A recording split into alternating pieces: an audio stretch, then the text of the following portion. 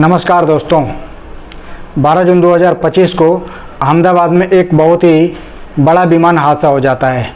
A171 Boeing 787-8 dream liner, इसमें अब तक 274 लोगों की मृत्यु हो गई। हालांकि विमान में 242 लोग थे, लेकिन जहां पर हादसा हुआ है वहां के स्थानीय लोग भी हताहत हुए हैं। अहमदाबाद से लंदन जा रही यह विमान टेकऑफ के कुछ ही मिनट बाद मेघानी नगर में एक मेडिकल कॉलेज की इमारत से जाकर टकरा जाता है और दुर्घटनाग्रस्त हो जाता है।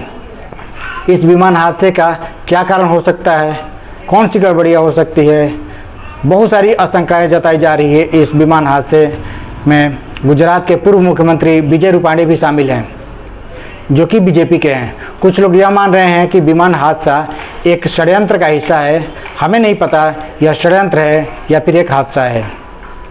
आइए हम बात करते हैं विमान हादसे की संभावित कारण और गड़बड़ियों की। विशेषज्ञ ऐसा मानते हैं कि टेक ऑफ के दौरान विमान की सेटिंग में गलती, जैसे फ्लेक्स की गलत सेटिंग, इंजन की अपर्याप्त शक्ति, जल्दी रोटेशन या लैंडिंग गियर न उठाना इस हादसे का प्रमुख कारण हो सकता है। विमान टेक ऑफ के समय केवल 825 फीट की ऊंचाई और 174 नॉट्स की गति तक पहुंचा, जो बोइंग 787 के लिए आवश्यक 200 से 250 से काफ़ी कम थी। इससे विमान को पर्याप्त लिफ्ट नहीं मिली, जिस कारण विमान नियंत्रण खो बैठा। पायलट मैनेजमेंट सिस्टम में गड़बड़ी या पायलट द्वारा थ्रस्ट सेट करने की त्रुटि की संभावना भी जताई जा रही है। पायलट सुमित सभरवाल को 8200 घंटे का उड़ान भरने का अनुभव और उनके जो को पायलट हैं क्लाइव कुंदर, उनको 1100 घंटे का जो है उड़ान भरने का अनुभव प्राप्त था। लेकिन टेक ऑफ के दौरान गति, रनवे लिफ्ट ऑफ पॉइंट या पिच एंगल का गलत आकलन हो सकता है।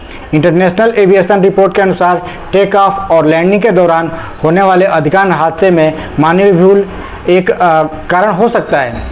पायलट ने टेक ऑफ के बाद मेडे कॉल किया, जो गंभीर खतरे का संकेत था, लेकिन एटीसी से संपर्क टूट गया, जिसे त्वरित प्रक्रिया में बाधा आ गई। शुरुआती रिपोर्ट में इंजन फेल होने की आशंका जताई गई थी, लेकिन दोनों इंजनों का एक साथ फेल हो जाना बेहद दुर्लभ होता है। आइए हम आपको बता देते हैं कि ऐसी जो घटना होती है करीब 1 मिलियन में एक बार होने की ऐसी संभावना होती है। ऐसा होता नहीं है, एक रेयर केस होता है इस तरह का अगर कोई घटना हो तो। बर्ड फ्लाइट की जो है बर्ड स्ट्राइक की संभावना भी हो सकती है, लेकिन अहमदाबाद में पक्षियों की संख्या काफ़ी ज़्यादा है। हालांकि हादसे में वीडियो में इंजन की आवाज़ नहीं सुनाई दी, जो थ्रस्ट की कमी की ओर इशारा करता है। जैसे पक्षियां उड़ती हैं और जाके फंस जाती है और आग लग जाती है, उस तरह का भी कोई केस नहीं रहा। एक यात्री आकाश वत्स ने दावा किया कि विमान में पहले से कुछ गड़बड़ियां थी, जैसे टच स्क्रीन और बटन खराब होना, लेकिन यह हादसे का प्रत्यक्ष कारण नहीं माना जा सकता। बोइंग 787 की मैन्युफैक्चरिंग में स्ट्रक्चरल कमियों की शिकायतें पहले से भी सामने आ चुकी हैं। यह भी हो सकता है कि अहमदाबाद में उस दिन 43 डिग्री सेल्सियस की गर्मी थी, मानते हैं, जिसने विमान के प्रदर्शन को प्रभावित किया हो। भारी ईंधन लोड और गर्मी ने इंजन की शक्ति को और कम कर दी हो। गर्मी और भारी इंजन लोड के कारण विमान को टेक ऑफ के लिए अतिरिक्त शक्ति की आवश्यकता हो सकती है। हादसे से पहले विमान ने दिल्ली से अहमदाबाद के लिए उड़ान भरी थी और वहां कुछ देर रुकने के बाद लंदन के लिए टेक ऑफ किया था। डिजिटल वीडियो रिकॉर्डर यानी कि डीवीआर बरामद हो चुका है, जो हादसे के कारणों की जांच में मदद करेगा। ब्लैक बॉक्स भी मिल चुका है। यहाँ कॉकपिट और सिस्टम डेटा का सेकंड बाय सेकंड का विश्लेषण यह प्रदान करता है। अब आगे जांच के बाद पता लगाया जा सकता है कि विमान में कौन सी गड़बड़ियाँ थी, क्या कमियाँ थी, षड्यंत्र का हिस्सा था या फिर कुछ और था।